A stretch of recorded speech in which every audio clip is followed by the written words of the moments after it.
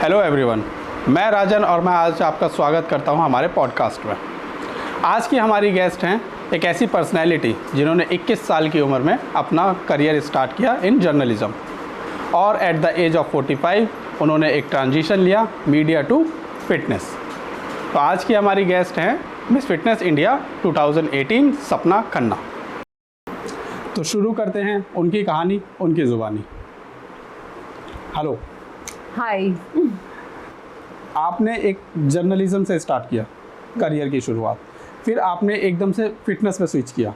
तो आपके माइंड में ऐसा क्या आया कि आप एकदम से स्विच कर गए फील्ड? तो ये एक स्विच जो था बहुत सडन नहीं था, because fitness was part of my life. शुरू से मैं शुरू से ही फिटनेस में थी और जर्नलिज्म में भी। जब मैं आई was working for a magazine called wellbeing, उस समय हम वेलनेस में के बारे में बात करते हुए, हेल्थ एंड फिटनेस के बारे में बात करते हुए बहुत सारे फिटनेस प्रोफेशनल से मेरी मुलाकात होती थी, हम बातचीत करते थे।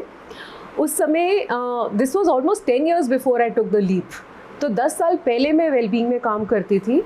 उस समय जब मैं काम कर रही थी, हम हेल्थ इश्यूज़ को तो हाईलाइट करते ही थे, बट बहुत फिटनेस प्रोफेशनल्स से मुलाकात होती थी और मैं ऑलरेडी पर्सनली फिटनेस में थी, मेरा इंटरेस्ट तो था ही। उस समय मैंने सोचा था कि किसी दिन जब मेरा जर्नलिज्म से हो जाएगा, I will definitely move into fitness. This was my long term plan right from the beginning and as per my plan I took the leap. बस टाइमिंग की बात थी कि कब करना है। जब मैंने पूरा अपना जर्नलिज्म करियर पूरे अपने दिल से और अपने मन से पूरा I had lived that career और मैं थोड़ा जेडेड फील करने लगी। और उस समय जब रिसेशन हुई प्रिंट मीडिया में, जो ख़त्म होने का नाम नहीं ले रही थी, मेरे बच्चे बड़े हो गए थे और वो इस मुकाम पे थे जहाँ पे उनको मेरी ज़रूरत थी, because they were transitioning from school to college. तो उस समय मुझे बिल्कुल सही वक्त लगा कि this is the time that I want to move out of the job sector, क्योंकि मीडिया में ग्रोथ भी हो नहीं रही थी in terms of financial hierarchy में। तो मैं ऑलरेडी टॉप में थी काफ़ी टाइम से, but I decided to take that plunge at that time कि अब वो मेरा जो सपना था कि I will move into fitness, I am going to do it now. So मैं जॉब सेक्टर से जैसे ही मूव आउट हुई, I went straight into fitness. तो आपने जो जर्नलिज्म की स्टार्ट करी थी, आपका पहला कंपनी कुछ पता होगा? तो जब मैंने जर्नलिज्म शुरू की थी, वो भी बाय डिफ़ॉल्ट ही हुई थी। आई हैड नेवर थॉट कि I wanted to be a journalist और anything like that. I was working for a fashion institute. उनके लिए फैशन शोज़ ऑर्गेनाइज करना, स्पॉन्सर्स ढूंढना, उनकी एडमिनिस्ट्रेशन देखना मेरा काम था। इस वजह से मेरी मुलाकात बहुत सारे मीडिया के लोगों से होती थी। I was also there PR officer, you know, the public relations officer and the media relations officer. So जब मैं मिलती थी सब मीडिया वालों से, उस समय मुझे महसूस हुआ कि people were very ignorant about fashion. They didn't know how to talk about fashion, how to write about fashion. So in fact उस समय एक सीनियर एडिटर थी टाइम्स ऑफ इंडिया में। She was heading Saturday Times, उस समय magazine होती थी Times of India की। तो शी टोल्ड मी कि Sapna, why don't you give us ready write ups? तुम रेडी आर्टिकल्स अगर हमें दोगे तो we would love to publish them. That's exactly how I started writing. I started writing for Saturday Times of Times of India as a freelancer because I was already working for this fashion institute. और यहाँ से मैं धीरे धीरे जब लिखने लगी, आगे चल के मेरे आर्टिकल्स बहुत वेल रेड थे, मेरी रीडरशिप काफ़ी अच्छी होने लगी एंड मैं और ज़्यादा खिंचती चली गई और ज़्यादा लिखती चली गई। दूसरे पब्लिकेशंस भी मुझसे आर्टिकल्स मांगने लगे और I became, before I knew it, I became a name in fashion media, and everybody, all the fashion designers, all the fashion professionals used to send me out invites, and they used to invite me for their shows, for looking at the collections, their new collections, for critiquing them. So एक spontaneous सी journey बन गई जहाँ पे मैंने शुरू किया लिखने से, लेकिन बन गई मैं एक नाम फैशन मीडिया में। बस उसके बाद it was obvious कि my first job was not very far away with the media. तो जो आपकी पहली जॉब थी मतलब पहली जॉब आपने कहाँ करी, कैसे स्टार्ट हुआ, आपको क्या क्या चीज़ें फेस करनी पड़ी, ठीक है, तो हमें वो As a एक्सपीरियंस fashion जानना है। journalist. हाँ, क्योंकि मेरे कुछ स्टूडेंट्स हैं जो जर्नलिज्म में ही हैं, वो भी कर रहे हैं, ठीक है। तो उनको मैं ये चाहता हूँ कि उनको भी पता चले कि ये दिक्कतें उनको आ सकती हैं इन फील्ड। ठीक है। तो आप कुछ बताएंगे इस बारे में?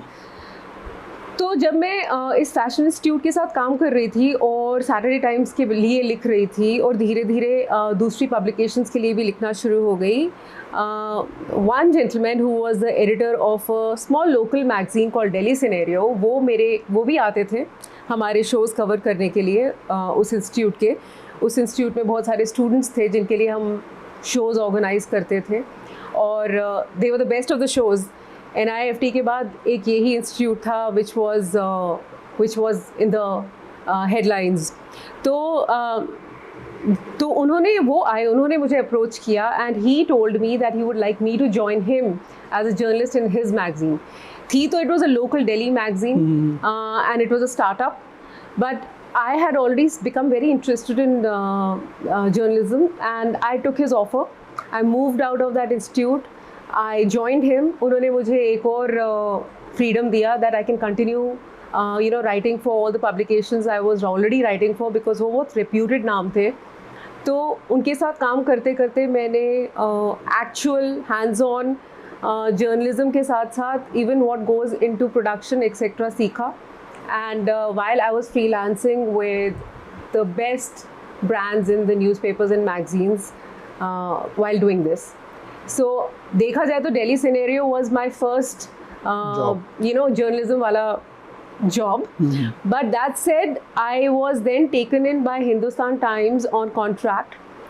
उनके साथ में on contract थी for that was my actual first job, जहाँ पे मैंने as a fashion journalist काम किया and I became their solo fashion journalist at that time। So I was covering all the fashion shows and writing on that beat for the Hindustan Times for the very first time, and that's where I started to become a very well acknowledged and recognized name। तो आपने सिर्फ लिखने का ही सोचा या कभी ऐसा सोचा कि मैं एंकर या फिर कुछ ऐसा भी ट्राई करूं?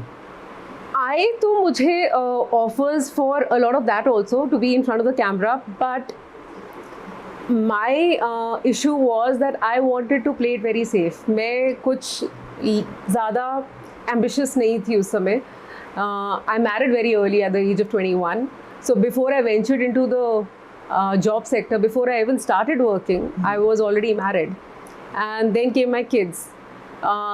Obviously I didn't want to take up a job that would keep me away at odd hours, so और ना ही मेरे में इतना ज़्यादा कुछ I was not very attracted to being in the spotlight। मुझे ये था कि I wanted to be known as a person who, as a name who used her brains more than her face to make a name for myself। वो उस समय मेरा mindset था, because I came, हम लोग उस समय we are of that old order जहाँ पे मेरे peers जो थे या तो they went into medicine, they went into engineering। My father was very convinced that I was made for journalism। जब मैंने science stream चुना, telling him that I want to be also a doctor, he was very sure that I was making a mistake and he said that you should actually try to be a journalist। By default मैं बन भी गई, but उस समय मुझे ये था, I was very clear that I didn't want to go into either modeling or acting, जो कि मुझे offers उस समय आए थे literally on a platter, and I said no। Even the first acting offer that came to me, they pursued me। There were these auditions going on in the DSOI, the Dhaula Kuan Army Club, and उस समय मैं NSD से भी जुड़ी हुई थी, तो दोनों तरफ से मुझे offers आए। In fact, coincidentally एक बार एक ही मूवी के लिए, but I was very adamant that I didn't want to do this। I was very sure what I didn't want to do। I may not have been very sure what I wanted to do, but eventually जब मुझे journalism के साथ experience हुआ, I was very sure that I wanted to be a journalist, and I wanted to be at that time a print journalist, because print media में क्या है कि आपका जो the play of words, जो intellect जाता है research में, मैं ये नहीं कह रही उस समय TV media में नहीं जाता था, but जो आपका एक article था, एक आर्टिकल ही आपको इतना इम्पैक्ट क्रिएट करता था. It used to be so hard hitting to have that power कि आप इस तरीके से लिख सकते हो जहाँ पे आप लोगों के दिमाग इन्फ्लुएंस कर सको, उनकी लाइव्स इन्फ्लुएंस कर सको, आप उनको खींच सको अपने शब्दों से कि वो आपके आर्टिकल्स पढ़ना चाहें, that you get sought after for what you are writing. You know, for me that was a whole big power game. मतलब उसमें मुझे लगता था कि यहाँ पे मैं अपनी शक्ल नहीं दिखा रही, मैं अपना पर्सनालिटी भी शायद नहीं दिखा रही, अपना फिगर नहीं दिखा रही, but I am using my brains, my mind and my words to kind of attract people to read what I am saying. And trust me, उस समय मुझे उसका जो हाई मिलता था, शायद रैम्प पे वॉक करने का, एक्टिंग करने का और स्पॉटलाइट में होने का बिल्कुल भी उतना नहीं, इन कंपैरिजन कोई अट्रैक्शन नहीं था. मेरे लिए वही एक हाई था कि मेरे शब्द इतने मायने रखते हैं कि जब लोग मुझे लिटरली फ़ोन करके कहते थे या मुझे मेरे पास आके कहते थे कि आपके आर्टिकल्स हमें बहुत पसंद है, आपने ये आर्टिकल लिखा, बहुत अच्छा लिखा, बहुत सही लिखा, बहुत इन डेप्थ लिखा, बहुत वेल रिसर्च था. You took the कलम में ही ताकत है, very serious. For me that was the best compliment at the time. तो आपको मीडिया इंडस्ट्री में कितना टाइम हो गया अभी तक? मुझे मीडिया इंडस्ट्री में 23 साल निकल गए. हर तरीके का मीडिया, हर तरीके का पब्लिकेशन, हर तरीके की मैगजीन से मेरी एसोसिएशन रही over the years. And print media was definitely my mainstay. अखबारों के साथ काम किया, मैगजीन्स के साथ काम किया, और finally I moved into digital media also. But yeah, 23 years, a full circle. मतलब 23 इयर्स में आपको कभी ऐसा नहीं लगा कि मतलब एंकर भी आपको करना है, या कभी तो ऐसा लगा होगा कि नहीं अब राइटिंग से मेरा जी भर गया, कभी अब नहीं, मैं एंकर में? कभी नहीं, क्योंकि मुझे लगता था कि एक एंकर हमेशा प्रोटैगनिस्ट का साइडकिक है. वो उसको please don't get offended, but the focus was always on the person who was interviewed.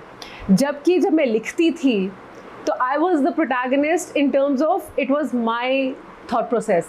I felt the heroine of that article, I owned it. और मेरे जितने भी थॉट्स थे, of course based on all the researched material, जो facts थे, जो truths थे, पर उनको weave मैं करती थी अपने स्टाइल से. और उस समय ये भी हो गया था कि people started valuing my opinion, you know, not just people from the fashion industry but even people in the media. मेरे जो editors थे, I was always the blue-eyed girl. जो मेरे peers थे, जो मेरे compatriots the, so as to say, and colleagues the, I started getting a lot of respect for what I did. और वो मेरा एक mainstay बन गया, वो मेरा एक USP बन गया. In fact, all of the fashion designers at that time used to give me a lot of respect and regard. जब मैं senior journalist बन गई तो of course I didn't stick to only fashion. Then I moved into all aspects of lifestyle journalism, all aspects of soft journalism. फिर जब मैं और senior बन गई और एडिटर लेवल पे आ गई, then I had to look into every other aspect. So उस समय फिर I came to a point where I was also heading hyper local newspapers. तो हम civic issues, local political issues, social issues, इन सब पे हम I had to focus. I ran a column of my own for 8 years. एक power थी, वो power जो मैंने उस समय एक्सपीरियंस की, मुझे नहीं लगता था कि even in front of the camera as an anchor, और उस समय being in the spotlight as a glamorous person, I wouldn't have wielded that kind of power back then. Those were different times, you have to understand, you know. So those times actually respected a sort of respected a good journalist, जिसमें वो एक talent था to get to the bottom of things. जो researched articles होते थे उस समय, journalism का जो कैरेक्टर था वो अलग था. It was a very strong character. नहीं, जैसे अब काफ़ी स्टूडेंट्स को लगता है कि जो राइटिंग का पोर्शन होता है, जैसे न्यूज़पेपर वगैरह हो गया या किसी भी मैगजीन में लिख रहे हैं, वो उस चीज़ की वैल्यू थोड़ी कम हो गई है. उस टाइम में ज़्यादा वैल्यू थी और इस टाइम में थोड़ी कम हो गई, तो ऐसा कुछ लगता है आपको कि अब कम हुई है? बिल्कुल लगता है. सो when I was in print media I owned my words. हम वहाँ पे कुछ भी गूगल नहीं करते थे. हम there was not a single, because there was no Google anyway. So Google तो था नहीं, and there was not a single word that was ever borrowed. It was right here. We used our brains, we scripted our own words, our own article, even the thought process. So even before we got commissioned an article or the go ahead for an article, हमें अपने editor के साथ discuss करना होता था कि this is the idea. तो ideation पहले होता था आर्टिकल पे कि this is the idea, this is the ideation of the article, this is how I plan to research it, this is what I plan to present. उसके बाद फिर हमारा रिसर्च उसमें होता था. उसके बाद we used to interview an number of people and then putting it all together in words. From the beginning to the end it was your own production, you owned it. So अब जो है, अब वो मज़ा ही नहीं है. And that is precisely why I would never go into media right now at this point of time. आज की दुनिया में अगर पैदा हुई होती, I would have never looked into print journalism, or even for that matter, you know, camera journalism. I would have probably become the actress. I would have taken that offer. Yeah. तो मतलब अब जैसे होता है, काफ़ी students को होता है कि जो भी शॉर्टकट्स वो लेते हैं, जैसे चैट जीपीटी हो गया, उनको लगता है कि चैट जीपीटी सब कुछ बता देगा. जैसे भी आपको लिखना है, कॉलम वगैरह लिखना है, ठीक है. पहले के टाइम में ये नहीं होता था. तो कभी ऐसा हुआ आपके साथ कि आपने पूरा प्रोडक्शन कर लिया, आर्टिकल पूरा हो गया और आपके एडिटर ने उसको कैंसिल कर दिया हो? कभी नहीं हुआ. कभी नहीं हुआ. I think that was my biggest achievement. मेरा कभी कोई आर्टिकल रिजेक्ट नहीं हुआ. इनफैक्ट मेरा कोई कभी आर्टिकल एडिट भी नहीं हुआ. They never changed my words, as it is वो जाता था. मतलब उसमें नहीं तो हमारे पास कई दफ़ा even as an editor, when we used to get articles, sometimes the language had to be changed, you know. We had to kind of present it more properly and package it more properly. मेरे पूरे career में ऐसा कभी नहीं हुआ कि मेरा कोई भी लाइन या वर्ड भी एडिट हो. It was carried as it is. So that's what I mean, कि हम लोगों की उस समय, you know, the way we got educated and the way we implemented it, we were conditioned to write like that. And मैं ही नहीं, मेरे से बहुत बड़े बड़े एडिटर्स, जर्नलिस्ट रहे हैं. I mean they huge achievements to a lot of people, the amazing contribution that they have done to journalism. तो हम सब एक उस समय, we had no choice, we had no ChatGPT, we had no Google, and we were also very passionate people. We were into the game of journalism because we were passionate about it. वो हम हर line जो लिखते थे, हर शब्द जो लिखते थे, उसके लिए हम पैशनेट थे. वो हर कहानी जो हम लिखते थे उसके लिए हम पैशनेट थे. And that is why we were there. Today the same people, if you put them in this today's media and you give them chat GPT and Google to use, they will leave. They will never do this. They won't be able to they will do not it correctly. no, because it is see, we thrived on our creativity, we thrived on our gray matter. अगर वो ही obsolete हो गई है आज की तारीख में, then we are not passionate about something like this. हाँ, चैट जीपीटी और गूगल वगैरह ने लाइफ को सिंप्लीफाई किया है बहुत तरीक़ों से, बट हम उसको थोड़ा मिसयूज़ करते हैं. आई फील कि chat GPT and Google should be used for the right reasons in the right way. By completely doing away with your brain work and by completely not using your mind because chat GPT है, तो आप बस आप अपना आप अपना दिल नहीं डाल रहे हो उसमें.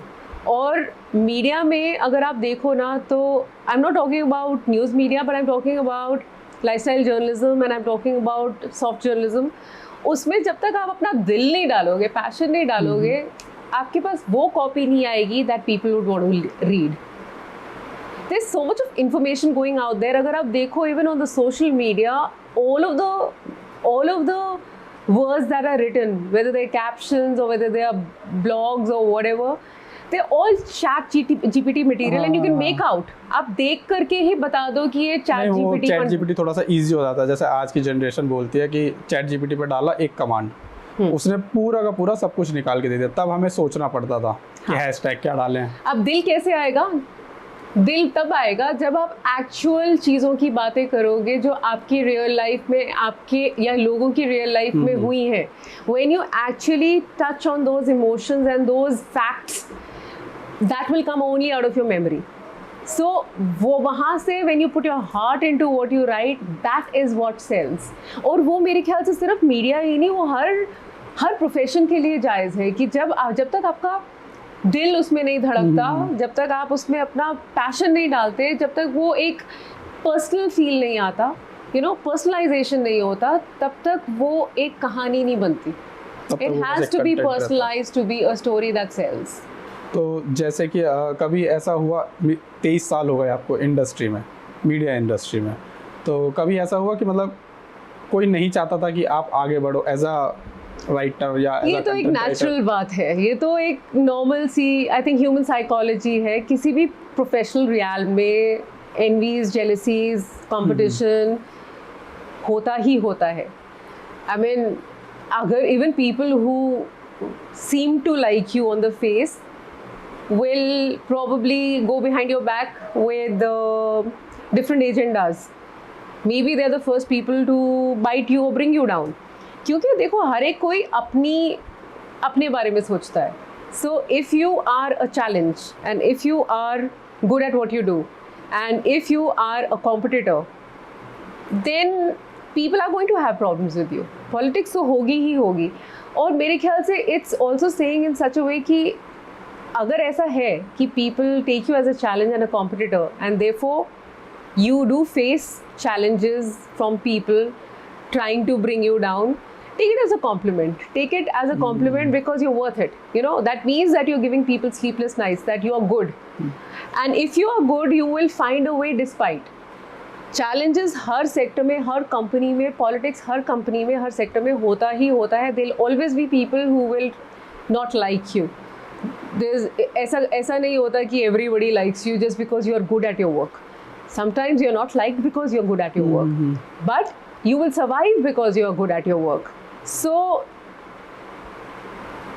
मेरे जैसे लोग हैं जो पॉलिटिक्स नहीं करते, क्योंकि I love my work so much that I focus on my work only. मुझे नहीं लगता कि I need to spend time or my mental bandwidth thinking about how to bring others down or taking them as competition or getting insecure. I feel कि people who get insecure and take your dislike to the next level by trying to bring you down are probably not that good at their work. So it's about your mindset. पर हाँ ऐसा हुआ है, ऐसा होता है. I know, even though I never felt it really impact me too much, but I could feel the vibes and I could feel the hurdles around me happening because of certain people while I was in the game. तो कभी ऐसा भी हुआ कि मतलब आपको किसी ने आर्टिकल पब्लिश ना करने से रोका हो? हाँ, थ्रेट्स तक मिली है. मतलब कैसे threats? I'll sue you. I'll take you to court. और थ्रेट्स ऐसे भी मिलती हैं कि people try to play dirty and give you blank calls or dirt calls or things like that. पर वो एक अलग लेवल पे वो तब ज़्यादा होता है when you're dealing more with the political beat or the crime beat or something. मेरे बीट में मुझे ये ज़रूर मिला, I'll sue you, I'll take you to court. मेरा जवाब था please do so that I can prove that I'm right. I will prove it that I'm right by bringing the evidence to court. आपका जो transition था media से fitness तक का, वो कैसे आपको इंस्पिरेशन मिली कि अब आपको फिटनेस में जाना है? देखो, फिटनेस में तो मैं हमेशा से ही थी, बिकॉज मैं अपनी पर्सनल फिटनेस के लिए बहुत सीरियस थी. नॉन नेगोशिएबल था. मैं अपने बॉसेस तक को ट्रांसफॉर्म कर देती थी, उनके माइंडसेट को, जब मैं मीडिया में थी. So I used to go to the gym every morning. अब जब जिम जाती थी तो वहाँ पे बहुत सारे मेरे जो को जिमर्स थे जिनको अपने गोल्स के बारे में समझ नहीं आ रहा था. अक्सर मेरे पास लोग आते, main women alike, they would ask me for help कि हम अपना वेट कम कैसे करें, फैट कम कैसे करें, टमी कम कैसे करें. मैन यूज्ड टू, जो अच्छे जिमर्स थे, जो अच्छा वर्कआउट करते थे, they took it as a challenge to just come and workout with me for 5 minute 10 minute की वो कोर वर्कआउट मेरे साथ करना चाहते हैं, let's do burpees together, let's do mountain climbers together. तो अक्सर I was approached all the time by my co gymmers. कभी मैं दूसरे जिम चली जाती थी वर्कआउट करने के लिए, I used to immediately get approached by a lot of people कि please share some tips with us as to how to improve our fitness, how to improve our strength, how to tummy कम करना तो हर एक का गोल रहता ही है. तो ये अक्सर जो होता था फिर बहुत ज़्यादा होने लगा. वो इतना होने लगा क्योंकि जैसे जैसे मेरे फिटनेस लेवल्स बढ़ रहे थे तो people started approaching me and some of my co gymmer friends ही कह लो, they asked me that if I could train them. And I said, but I am myself, not a certified fitness person. उस समय मैं उस mindset में थी that I want to leave media because 4-5 साल से recession चल रही थी. There were job cuts happening everywhere. No promotions तो खैर दूर की बात है, but no financial growth also happening. So I was really in that mind where I wanted to now explore, leaving the job sector. Like I also mentioned earlier कि my children were also at that point where I needed to spend time with them, from the school to college transition. तो मेरे पास कुछ ऐसे लोग आए, 3-4 लोग मेरे को जिमर्स who said हमारी ट्रेनिंग ले लो. जबकि I went to Gold's Gym, वहाँ पे बहुत सारे ट्रेनर्स थे, वहाँ पे वो लोग पर्सनल ट्रेनिंग भी ले रहे थे. But yet they came to me and they said, would you train us? I said, yes, I will, but I want to first get certified. So I went and got my certifications. I went and did multiple certifications from Reebok, and I did a lot of certifications which were also affiliated to ACE, nutrition वगैरह में, exercise में. मेरे पास एक मेरे जो personal trainer थे, he was amazing. I think he is the one who I would really like to give credit for changing my fitness and therefore my life. So he had taught me a lot over 3-4 years because that's how long I had kept him as a personal trainer. And by then I knew how to work out so well that I just needed to basically get my theoretical knowledge in place and get a certification so that I had I could actually take on other people. So I did my certifications and then I came back to the same people. I said, I'm ready now. They joined me as my personal training clients and they gave me my full fee. They gave me my full fee at that time.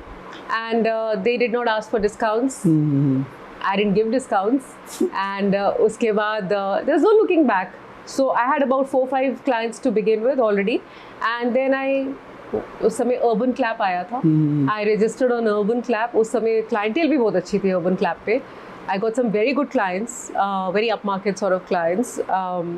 And that was the beginning of my journey as a freelance fitness professional. तो जब आपने वो title जीता miss Fitness India 2018, उसके बाद कोई opportunities में या फिर क्लाइंट्स में कुछ अलग तरह से? Of course, because then people just kind of knew me. Of course, I had already been working as a fitness professional and a lot of people who already knew me. Now, पहले वो लोग जानते थे तो hear से और word of mouth से मेरे clients आते थे. और जब Miss Fitness India हुआ तो I was written about in all the papers. They wrote about it.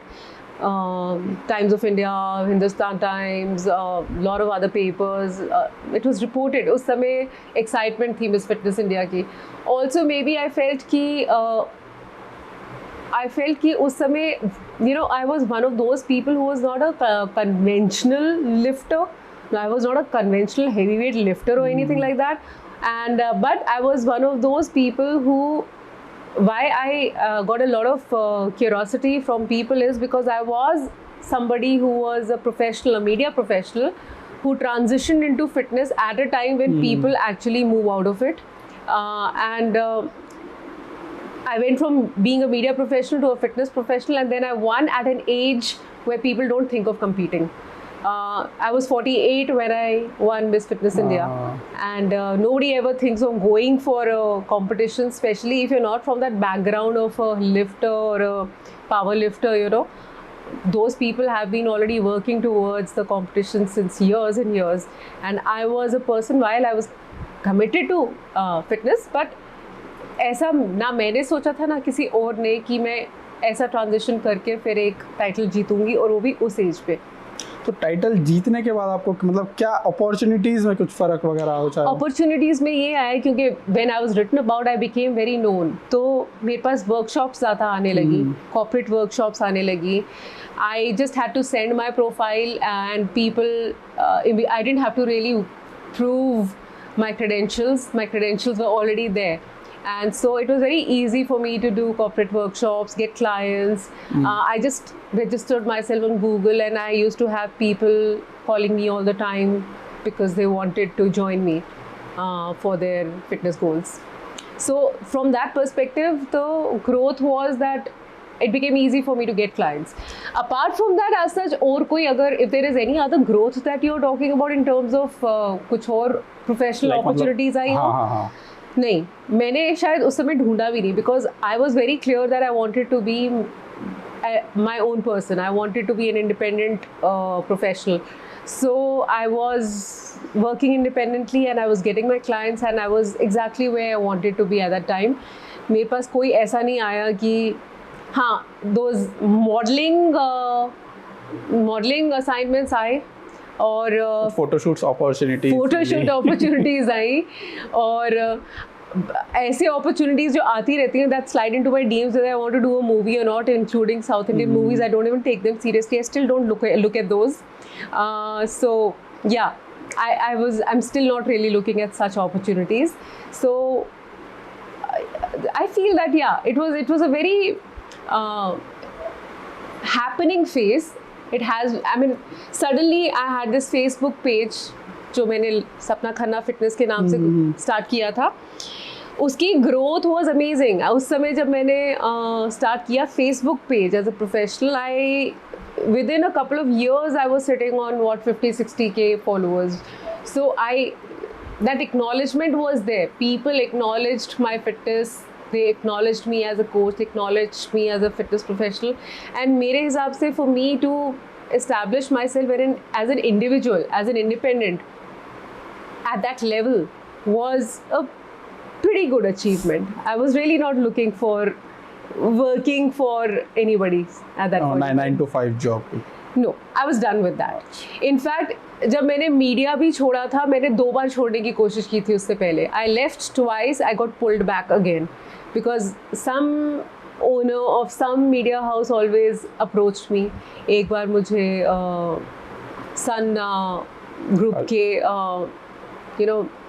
लोगों ने approach किया. They pulled me back in when I was ready to retire from media. Then I again got pulled in by Dainik Jagran to launch new projects. मेरा एक USP था that I was very good with launching new projects, new products. तो जब भी किसी को कोई new product in media launch करना होता था, so I was that go-to person because I was very good at launching new projects, including that first digital media online publication also that I had launched, which was launched by 3 people. They were IIT people who didn't know anything about journalism. So they pulled me in when I was literally entering my 7th month of pregnancy with my second kid. And I told them, you got to be kidding me. I am 7 months pregnant and you want me to join you at this point when I'm already settled in a job also. So they said, no, we want you to join. You will deliver 2 babies. Your baby and our baby in just 3 months. 3 महीने के अंदर I joined them. 3 महीने के अंदर I did deliver my baby and theirs as well. And that was launched with big fanfare. In fact, Mrs. Menaka Gandhi had cut the ribbon. And the who's who of the society, a lot of celebrities, a lot of designers and all जो उस समय मेरे साथ associated रहे because of me being in journalism. They all came for that event. It was launched with big fanfare and it was an amazing function actually. So, but yeah, from the 6th month to the 9th month, I had delivered a whole first website, journalistic website in this country, which was called fabwoman.com. मतलब जब आपने fitness India contest करा था, आप गए थे उसमें participate लेना, तो आपके लिए कितना टफ था वहाँ पे कंपटीशन में? टू बी ऑनेस्ट मैंने कभी सोचा ही नहीं था कि मैं किसी कंपटीशन के लिए जाऊंगी, because I don't believe in competing with others. I feel that मैं फिटनेस में हूँ to only compete with myself. I have to get better every day. तो मैंने कभी नहीं सोचा था मैं किसी कंपटीशन में कम्पीट करने जाऊंगी, पर मैं इसलिए गई क्योंकि जो ऑर्गेनाइजर्स थे वो 2-3 साल से मुझे इन्वाइट कर रहे थे. I had a social media presence, like I told you, मेरा already Facebook page was doing very well, and so they had invited me a number of times. अब जब मैं एक फ़िटनेस प्रोफेशनल बन गई थी and I was already training others, अक्सर मेरे पास लोग आते थे जो कम्पीट करना चाहते थे, आगे चल के वो अपने फिटनेस लेवल्स उस पॉइंट पे लाना चाहते थे, दे वांटेड टू कम्पीट. और मुझे लगा कि as a professional at least I should have the experience and the know how कि ये कॉम्पिटिशन्स कैसे होते हैं, इनमें क्या होता है और लोग इसके लिए कैसे प्रिपेयर करते हैं. तो वो मेरा experience will help my clients. तो इसी वजह से I decided to compete in Miss Fitness India. ज़्यादा से ज़्यादा मैंने सोचा क्या होगा कि I lose, but at least I will have the experience, and इसी मकसद से मैं गई थी. So when I went for Miss Fitness India competition, timing was very off. So I was going through the worst patch in my personal life. एक दिन पहले when I was to fly for the competition, my marriage broke down. We had a proper formal communication that we are splitting. With that mind, with that brain where you are emotionally completely shattered and mentally very distracted, I took this flight to Pune जहाँ पे competition हुआ था. Honestly, I was numb. उस समय मैं सोच नहीं रही थी कि मेरा competition, I was too numb to be nervous about the competition. क्योंकि जो मेरी पर्सनल लाइफ में हल्ला मचा हुआ था, that had taken over and it was drowning me, that entire din, because I had a long term marriage which I felt for the longest time was pretty good. तो उस समय at that point to get to know that at the age of 48 and I was married at 21, that my marriage has hit the rocks. और उस mindset के साथ miss Fitness India में जाना बहुत टफ था, बट मैं गई क्योंकि I just had no other choice. It was too late to cancel out and I had nothing better. I felt that I had nothing suddenly in my life, so I might as well just go to the competition. सो वहाँ जब मैं पहुँची तो for me it was, I had numbed my brain now. I numbed myself to my personal situation and I went to the competition. किसी को नहीं पता, मेरे किसी भी peers को उस समय नहीं पता था कि what I was going through. I didn't tell anybody. Of course we make friends with each other.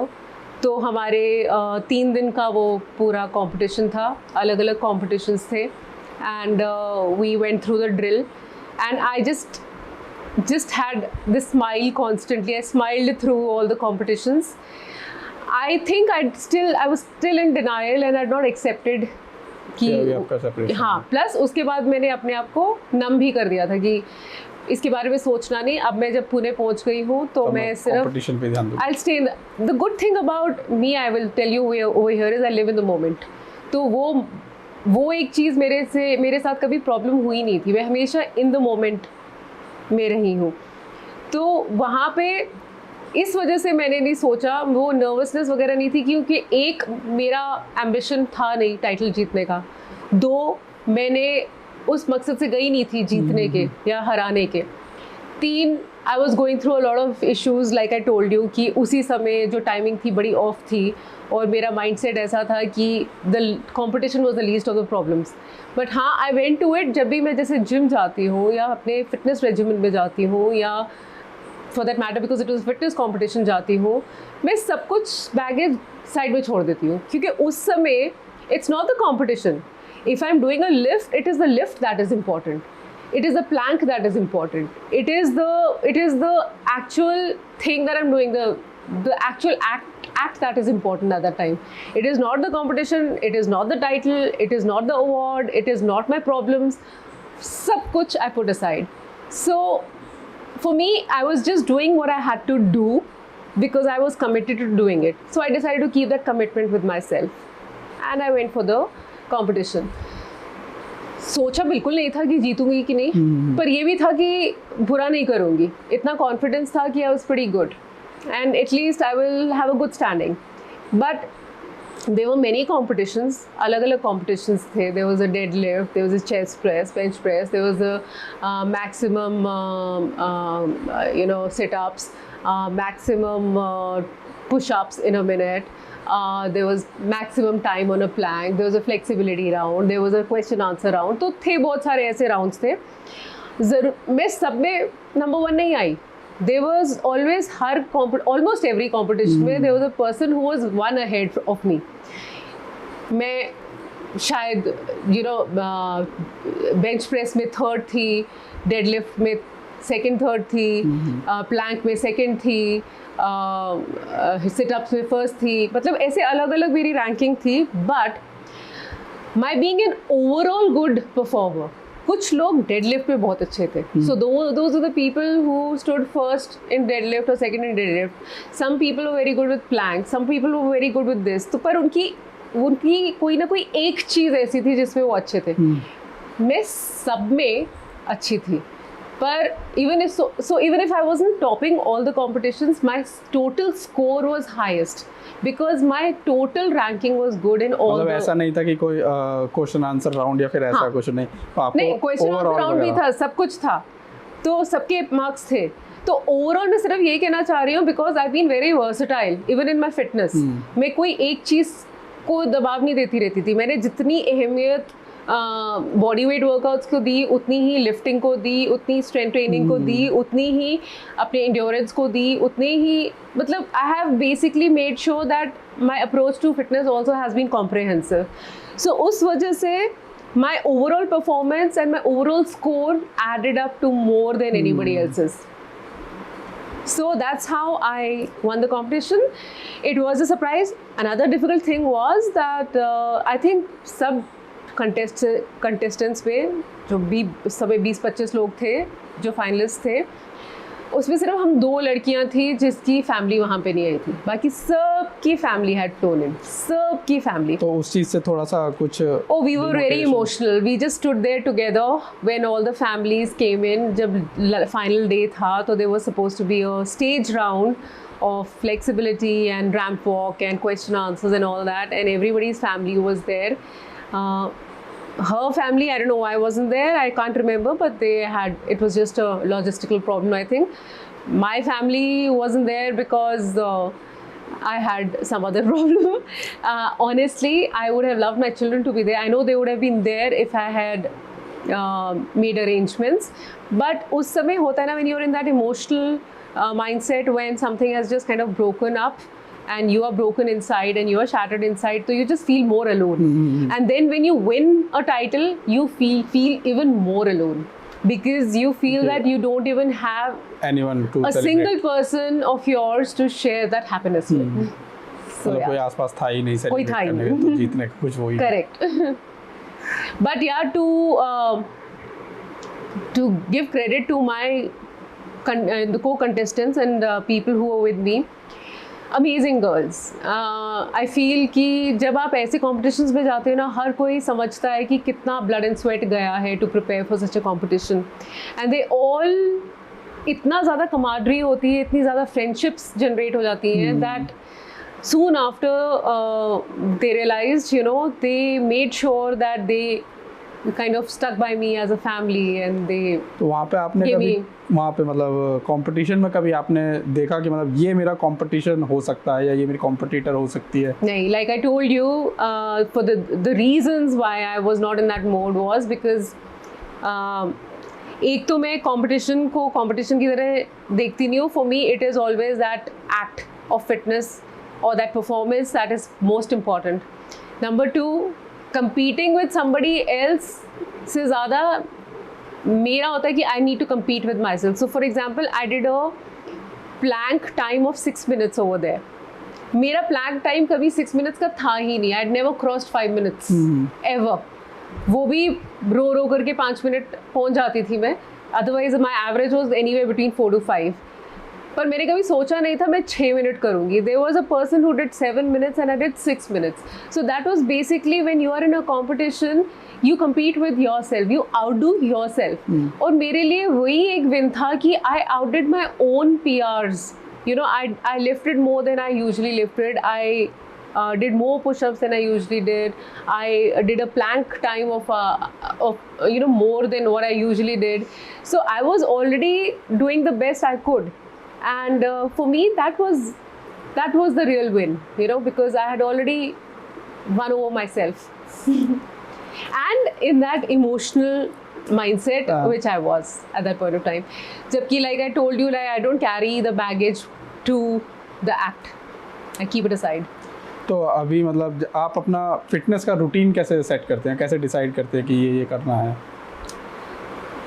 Fitness का रूटीन, अब तो मैं वैसे ही प्रो हूँ, तो मेरे अपने गोल्स रहते हैं हमेशा, and every week every day I decide my plan कि मुझे किस पे काम करना है, किसी PR पे काम करना है, मुझे कितना बिकॉज आई स्टिल रन, मुझे अपनी स्पीड पे काम करना है, मुझे अपने you know, time पे काम करना है, how much do I, so this is something that I plan every day and also every week, also every month. I will also plan कि मुझे अभी gains में जाना है, या मुझे fat loss में जाना है, या मुझे अपनी speed बढ़ानी है, या मुझे अपनी strength बढ़ानी है. So I have seasonal goals, I have monthly goals, I have weekly goals, I have daily goals, and this is simply because you cannot stagnate when you want to keep your fitness progressing. Progression के लिए आपको हमेशा वो उतार चढ़ाव करने ही होते हैं अपने goals के साथ. You have to keep pushing yourself. Yes, there are times when I let myself down because that's a sort of a prep ground to press the reset button. So sometimes I just completely take it easy and just stick to the routine जिससे मेरी body बहुत familiar है. To only pick it up again and then make it difficult for myself. So I put challenges for myself, you know, so that I keep progressing and I don't get laid back. Laid back होना fitness में is the death of it. मेरा एक और question था, मतलब मैं fitness के उससे ही पूछना चाहता था कंपटीशन का. तो मतलब जब आप कंपटीशन लड़ रहे थे एट द एज ऑफ 48, तो कभी आपको ऐसा मतलब एज क्राइटेरिया में कोई ऐसा मिला आपकी एज का या फिर आपसे कम एज? मेरी एज के क्लोज मिले, although I was still the oldest. There were people who were a few years younger to me, but yes, उनका झुकाव पर, वो जो ऐसे थे जो मेरे ईयर्स के क्लोज थे, उनका झुकाव या तो योगा पे था या जुम्बा पे था. वो लिफ्टिंग करते थे, but they had only prepared for this particular competition. Otherwise एक inclination होती है, एक आपका वो जो psyche होती है ना, they did not have that strength training psyche per se, though they had prepared for this competition and they were lifting well, but yeah, they were not somebody that I would compare myself with. हमारा जो एक fitness personalities है बहुत अलग थी. तो fitness में आने के बाद कोई ऐसे चैलेंजेस जैसे फिजिकल इंजरीज या क्लाइंट्स ना मिलना, कुछ ऐसा चैलेंजेस आपने कभी फेस किया? To talk about injuries, I think मेरी एक injury changed my life for the better. लोग शायद इंजरी की वजह से फिटनेस छोड़ देते होंगे, पर मेरी इंजरी की वजह से I became even stronger. My come back like was much stronger. So this must be around 15 years back. मुझे एक ओवरयूज इंजरी हुई थी क्योंकि मैं भागती बहुत थी और उस समय मैं स्ट्रेंथ ट्रेनिंग नहीं करती थी कुछ खास, और आई वाज अ रनर, और भागते भागते मेरे को एक ओवरयूज इंजरी हो गई थी नी की. जब मैं डॉक्टर के पास गई तो डॉक्टर ने मुझे मेरी एज पूछ के बोला, I was about 40-41. He said कि आपको अर्ली आर्थराइटिस है, आप जिम जाना छोड़ दो, आप ग्राउंड फ्लोर पे घर ले लो, आप हेवी हैंडबैग्स कैरी करना छोड़ दो, और this is the advice I got.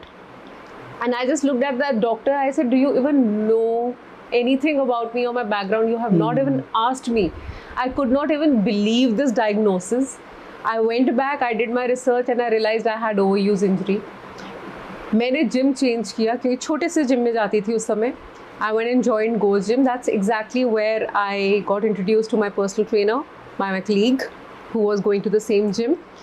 And he asked me, when I told him कि I have an injury like this and this is what the doctor has said, तो he said, तो basically doctor ने आपको retire होने को बोल दिया है. मैंने कहा practically. So he just brushed it aside and he started training me. Within just a few months, जो कि मेरे में confidence भी नहीं था उस समय to put weight on that particular knee, and it had taken 10 months to heal. He had made a showcase client of me. मतलब उसने जितनी छलांगे लगवाई, 3 बेंच लगा करके इस बेंच से उस बेंच पे जंप करो, फिर वापस जंप करो, बॉक्स जंप करो, उसने जितने जंप्स मुझे करा करके जो उसने मुझे हील किया और मुझे जो प्रो बनाया, मेरी वजह से of course he also gained a lot of clients. He became the highest earning personal trainer in that particular time. But he completely healed me, and he is the reason that I think not only did I learn more about fitness, I learned more about rehabilitative workouts. I learned more about how to safeguard yourself from injuries while working out.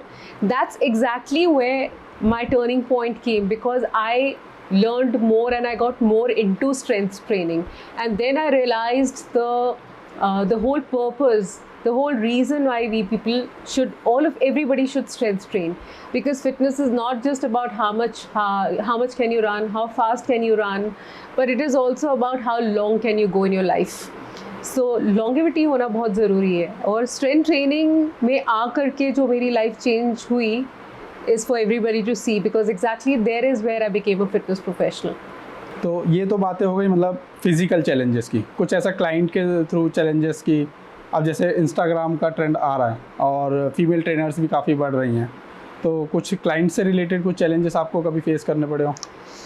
See, when it comes to offline training, तो अभी मैं नहीं मानती कि competition बिल्कुल भी है. In fact, there's a dearth of female trainers. मुझे काम मिलने को एज अ फीमेल ट्रेनर इतना मिल जाता है कि मुझे ना बोलना पड़ जाता है इन ऑफलाइन ट्रेनिंग, क्योंकि a lot of the girls who are now in the business of fitness are doing online coaching.